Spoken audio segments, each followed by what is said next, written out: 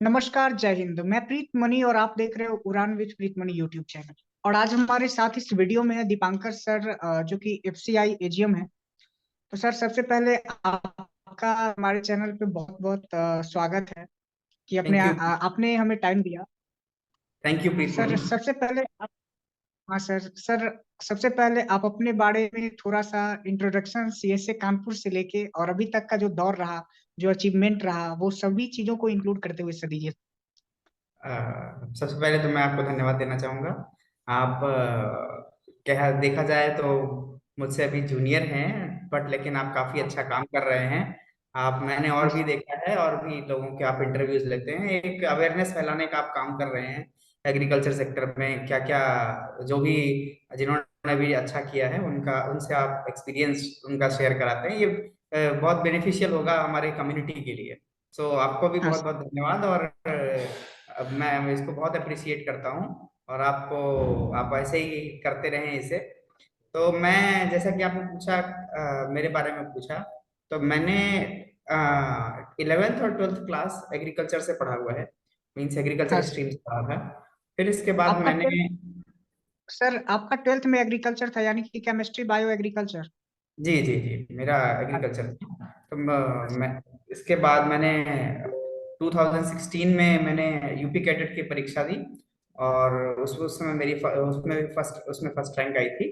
तो मैंने BSc agriculture किया चंद्रशेखर आजाद कृषि प्रौद्योगिकी विश्वविद्यालय से, कानपुर से। फिर इसके बाद मैंने जेआरएफ की प्रिपरेशन की, और मेरी प्लांट साइंस में रैंक 7 आई थी।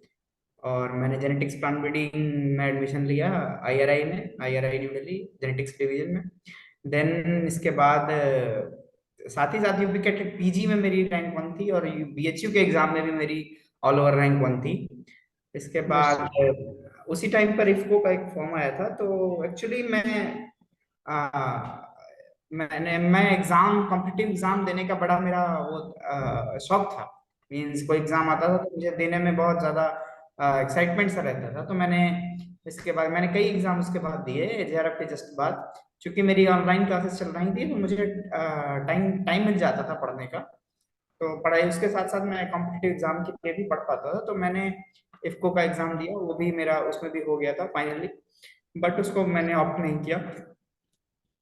फिर मैंने नाबार्ड का दिया था, नाबार्ड में भी मेरा हुआ था, बट इंटरव्यू नहीं दिया था। इसके बाद फिर डीएचओ का मेरा प्रीलिम्स क्वालिफाई हुआ था, बट चूंकि एफसीआई का रिजल्ट आ गया था, तो मैंने एफसीआई का वो, इसलिए एफसीआई, इसलिए मैंने मेंस उसका नहीं दिया। इसके बाद फिर मैंने एफसीआई में फाइनल सिलेक्शन हुआ। तो अभी तक का तो मेरा यही जर्नी रहा है। आपने बहुत ज्यादा लोग एक जॉब के लिए ये करते हैं, एक जॉब आपने लगभग दो तीन जॉब आपने ड्रॉप आउट कर दिया सर। सर, एक और हमारा सवाल है कि जैसे एफसीआई, आज हम लोग का जो ये वीडियो सेशन है वो एजीएम को एफसीआई से रिलेटेड ही है सर। जी तो जी। सर, एफसीआई एजीएम का क्या क्या स्टेज है? एग्जाम की बात करें तो एग्जाम का क्या क्या स्टेज है सर? एफसीआई, पहले हम एफसीआई एजीएम के बारे में बात ना करके अभी हम हाँ एफसीआई का होल बात करेंगे, हाँ क्योंकि आप कह नहीं सकते हैं कौन सी वैकेंसी कब आए। तो सर, हमें होल ये हाँ, ये एफसीआई एजीएम की बात ना करके एज अ होल एफसीआई में क्या क्या अपॉर्चुनिटीज हैं, हमें उसकी बात करनी चाहिए, मुझे जैसा लगता है। तो एफसीआई में रिक्रूटमेंट 3 लेवल पर होता है। हमारे विद्यार्थी, हमारे जो स्टूडेंट्स, एग्रीकल्चर स्टूडेंट्स हैं, उनके लिए 3 लेवल पर होता है। नंबर 1 असिस्टेंट, कैटेगरी 3 हाँ लेवल पे। And number 2 is category 2 level post, that is manager, manager level पर होता है। और category 1 level post AGM level. तो हर बार रिक्रूटमेंट में जो भी सिलेबस चेंज हो सकता है, पैटर्न चेंज हो सकता है, बट जो बेसिक चीजें हैं वो कभी नहीं बदलती। जैसे कि आपके मैथ्स हो गया, एप्टीट्यूड हो गया, रीजनिंग हो गया, एग्रीकल्चर हो गया, और अगर जीएस उन्हें पूछना है तो वो तो बेसिक्स सेम रहते हैं। पैटर्न हर बार बदल जाता है, कभी 3 फेज में का एग्जाम कराएंगे, कभी दो फेज में कराएंगे, कभी एक फेज में करा के इंटरव्यू कराएंगे, बट मोर और less syllabus will be the same. और इन्हीं 3 उसमें होता है। तो आपको जब भी मौका मिले, आपको इसमें जिस भी लेवल पर मौका मिले, आपको इसमें पेयर होना चाहिए। Yes sir. सर इसका नंबर ऑफ क्वेश्चन किस लेवल का कितना कितना रहता है सर, जैसे एग्रीकल्चर और बाकी सब्जेक्ट का रेशियो क्या रहता है सर? ये भी हर बार डिफरेंट हो जाता है कि जो जब प्लानिंग होती है एग्जाम कराने की तो उस हिसाब से वो जब जो डिसाइड हो। बट इस बार का जो है वो 2 फेज में असिस्टेंट का एग्जाम हुआ है हाँ और सर। सेकेंड फेज में दो पेपर हैं। पहला पेपर है जिसमें मैथ्स रीजनिंग इंग्लिश 120 क्वेश्चंस का, maths yes reasoning sir. English और जीएस आ रहा है। और हाँ सर। दूसरा पेपर है जिसमें एग्रीकल्चर बायोलॉजी और केमिस्ट्री, और एक ऑप्शन है एग्रीकल्चर जूलॉजी और बॉटनी, दूसरा ऑप्शन है एग्रीकल्चर फिजिक्स और केमिस्ट्री, और वो भी यस सर। 150 मार्क्स का है। तो मोर और लेस सब्जेक्ट से ही रहते हैं, बस आपको मे बी क्वेश्चन ऊपर नीचे हो जाए, वेटेज ऊपर नीचे हो जाए, बट मेरा ऐसा कहना है कि आप सिर्फ एफसीआई को ध्यान में रख के तैयारी ना करें। आपकी तैयारी हाँ एक कॉमन होनी चाहिए और जिससे आप हर तरीके के जो भी एग्जाम आ रहे हैं उनको आप वो कर सकें, टैकल यस कर सर। सकें। Yes sir. सर एफसीआई के एग्जाम में निगेटिव मार्किंग भी होता है क्या सर? हाँ बिल्कुल होता है, 1/4 नेगेटिव मार्किंग इस बार था। Yes sir. सर जी। एफसीआई का फॉर्म हर साल आता है या फिर जैसे इफको का आप अल्टरनेट करके आप जरूरी तरह नहीं का? है हर साल आए, बट 1 और 2 ईयर्स में कोई ना कोई वैकेंसी आ जाती है, yes depends on sir. Vacancy. हाँ सर। सर जैसे एफसीआई की बात करें तो उस दौरान एग्रीकल्चर पोर्शन को कवर करने के लिए आपने कौन कौन सा बुक पढ़ा था सर? देखिए मैंने एग्रीकल्चर पोर्शन। एफसीआई के लिए कोई स्पेशलाइज प्रिपरेशन नहीं की थी, हाँ सर। स्पेशली एग्रीकल्चर प्रिपेयर करने के लिए, क्योंकि मैंने जैसा बताया आपको, मैं शुरू से ही यूपी के हाँ सर।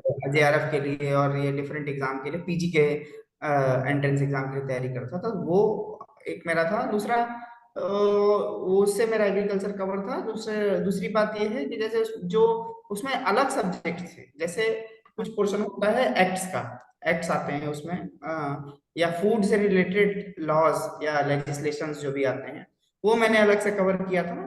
वो मैंने ज्यादातर तो इंटरनेट से ही कवर किया था, डायरेक्ट इंटरनेट से डायरेक्ट पढ़ा था। और इसके बाद है केमिस्ट्री। केमिस्ट्री में जो चैप्टर मेंशन थे सिर्फ उनको ही मैंने पढ़ा था। और अब तो ये यूट्यूब पे बहुत ज्यादा वो अवेलेबल है, बहुत रिसोर्सेस अवेलेबल है। आप कोई भी एक ठीक ठाक यूट्यूब चैनल पकड़ के आप उसमें जो भी चैप्टर्स मेंशन हो उससे तैयारी कर सकते हैं।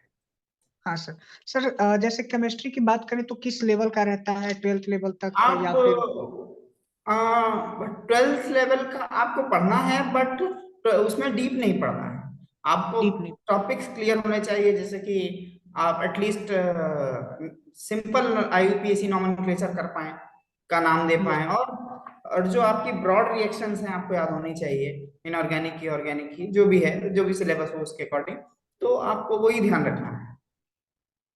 सर और हमारा अगला सवाल ये था कि सर एग्जाम में मोड ऑफ लैंग्वेज क्या होता है, हिंदी इंग्लिश या फिर दोनों? दोनों ही अवेलेबल होता है। दोनों अवेलेबल होता है।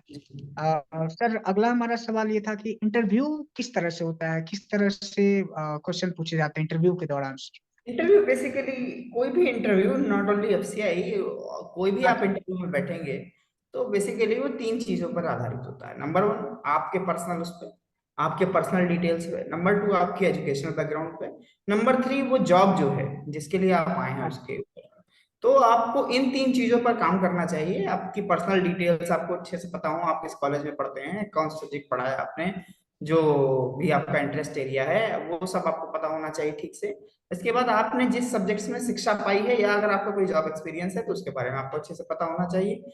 नंबर तीसरी बात यह है कि आपका वो जिस ऑर्गेनाइजेशन में आप जा रहे हैं, आप वहां क्यों जाना चाहते हैं, वहां का काम क्या है, उससे रिलेटेड भी इंफॉर्मेशन आपसे पूछी जा सकती है। तो हाँ ब्रॉडली ये 3 ही एरियाज हैं जहाँ पे जिसके अराउंड पूरा इंटरव्यू होता है। Not only FCI, in any other organization, सभी में यही लगभग पैटर्न होता है। Yes sir. सर एफसीआई का फॉर्म केवल एग्रीकल्चर स्टूडेंट अप्लाई कर सकते हैं या फिर कोई अगर सब्जेक्ट के स्टूडेंट भी हो वो भी अप्लाई कर सकते हैं, और उनके लिए कौन सा फॉर्म आता है सर, इस तरह का कुछ? एफसीआई बहुत ही डायनामिक ऑर्गेनाइजेशन है। इसमें हर तरीके के स्टूडेंट्स अप्लाई कर सकते हैं। जैसे जिन्होंने किसी भी सब्जेक्ट से ग्रेजुएशन किया है वो जनरल और डिपो कैडर में अप्लाई कर सकते हैं। जिन्होंने यस। अकाउंट, जिनके पास अकाउंट्स की डिग्री है वो अकाउंट्स के लिए कैडर के लिए अप्लाई कर सकते हैं। जिनके पास इंजीनियरिंग का है वो इंजीनियरिंग कैडर में अप्लाई कर सकते हैं। जिन्होंने लॉ पढ़ा हुआ है वो लॉ में अप्लाई कर सकते हैं। और हमारे यहाँ मेडिकल ऑफिसर तक की पोस्ट है, तो यस। जिन्होंने एमबीबीएस किया है उनके लिए भी वैकेंसी है। तो यस। इसलिए एफसीआई में हर तरीके के कैडर है। हाँ सर। सर हमारा अगला सवाल ये था कि सर वर्कलोड कैसा होता है, किस तरह का इसमें, जैसे आपका है तो किस तरह का जॉब है सर, आपको कौन सा वर्क मिला हुआ है सर? एक्चुअली एफसीआई का वर्क काफी डायनामिक है। और ये आपको अगर हम एजीएम लेवल में बात करें, मैं ओवरऑल बात करूं तो हमारे यहाँ ऑफिसेस के हमारे यहाँ 4 ऑफिस के लेवल हैं। Number 1 depot, number 2 divisional office, number 3 regional office, इसके बाद zonal office, then headquarters. Yes sir. तो हाँ, जो हमारी जो बेसिक यूनिट है वो डिपो है। और इन सब में वो डिपो में असिस्टेंट्स होते हैं और मैनेजर होता है। डिविजनल ऑफिस में एजीएम होते हैं और मैनेजर होते हैं। इसके बाद रीजनल ऑफिस में अलग अलग ऑफिस में अलग अलग रोल है, अलग अलग प्रोफाइल है। एफसीआई का रोल काफी डायनेमिक है और workload as such I would say ठीक है, हर जगह ही काम है, बट हाँ सर। ठीक है, मींस इट इज फाइन ना। Yes sir. आपके ऊपर है, आप अगर आप मेहनत करना जानते हैं। कभी कभी वर्कलोड ज्यादा हो जाता है, जैसे कोविड का पीरियड था तो आप सभी को मालूम, पीएमजीकेवाई में डबल जो अनाज दिया गया वो एफसीआई ने पूरा वो किया। तो उस पीरियड में ऑब्वियसली वर्कलोड ज्यादा होगा, बट ठीक है, as a workload is moderate you can say. Yes sir. Sir और एक किसी भी नौकरी में हाँ। आप आ रहे हैं तो काम करने ही आ रहे हैं, तो हमें ज्यादा वर्कलोड के बारे में नहीं सोचना चाहिए। हाँ सर। सर एक सवाल था कि जो कि जनरली पूछा जाता है हर एग्जाम को लेके कि इंटरव्यू का मोड क्या, इसका एफसीआई का इंटरव्यू का मोड क्या है सर? हिंदी, ऑफलाइन इंग्लिश या होता है, फिर? ऑफलाइन ही होता है। आप लोग को आपको बुलाया जाएगा, सर, सर लैंग्वेज। ऑफलाइन ही इंटरव्यू होगा। हाँ सर। सर हम लैंग्वेज पूछना चाह रहे हैं कि हिंदी, लैंग्वेज इंग्लिश? जिसमें आप कंफर्टेबल हो, यस सर, हिंदी, क्योंकि बहुत आप सारा हिंदी में ये। कंफर्टेबल हो या इंग्लिश में, कोई दिक्कत नहीं है। हाँ सर। और हम्म। सर अगला सवाल हमारा है कि सैलरी पे हम सर थोड़ा सा जानना चाहते हैं कि सैलरी कितना, एजीएम को कितना सैलरी मिलता है सर? बेसिक जो आपको इंटरनेट पे भी मिल जाएगा, हमारी वेबसाइट, हमारे उसमें भी मिल जाएगा। जो हाँ सर। असिस्टेंट मैं बात करता हूँ, मैं शुरू से ही बात करता हूँ, असिस्टेंट का हमारा जो बेसिक है वो है 28,500 yes. Plus dearness allowance, HRA and जो हमारे फ्रिंज बेनिफिट्स हैं वो 32%। इसके बाद सेम आपका मैनेजर में आपको कर लीजिए 40,000 plus dearness allowance plus HRA plus 32% benefits. इसके बाद ऐसे एजीएम में 60,000 basic salary plus DA HRA and then your 32% allowance. तो वही वेरी करता है, प्लस इसके बाद जो आपके रेगुलर इंक्रीमेंट्स होते हैं वो उस पर डिपेंड करता यस सर। तो है। जी ओवरऑल अच्छा सर, अच्छा सैलरी जी है जी, सर। सैलरी सैलरी एफसीआई में सैलरी अच्छी है। हाँ सर। आपके कहीं के लेवल से भी आपको ठीक मिलेगी सैलरी, आपको कम नहीं सर, कभी मिलेगी।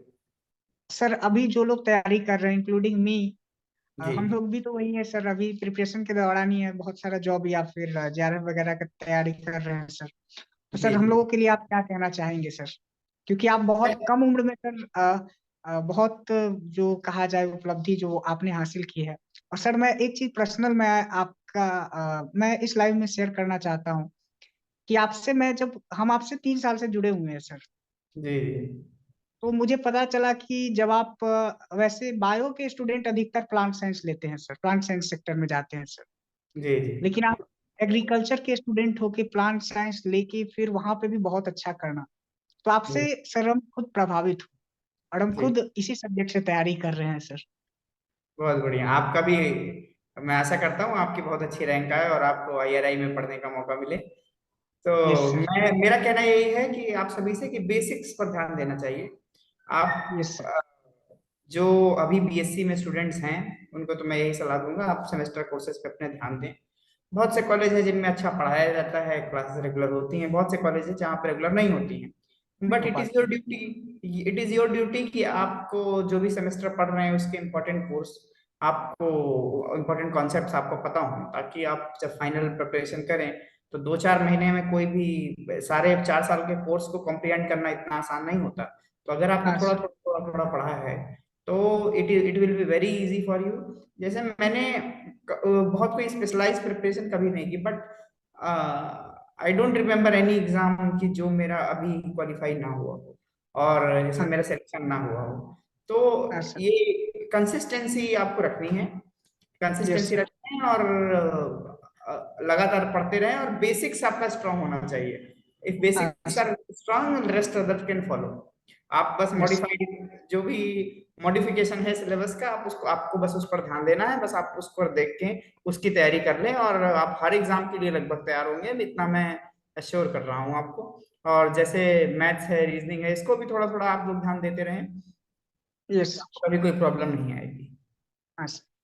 चलिए सर, आपका बहुत बहुत धन्यवाद जो आपने हमें समय दिया, और जी हम लोग बहुत बहुत दिनों के बाद शायद मिल पाए हैं इस लाइव में। जी जी। बहुत थैंक यू, बहुत धन्यवाद। थैंक यू, आपका भी बहुत बहुत धन्यवाद, आपने मौका दिया मुझे अपने बात रखने का। Thank you sir. Okay, thank you.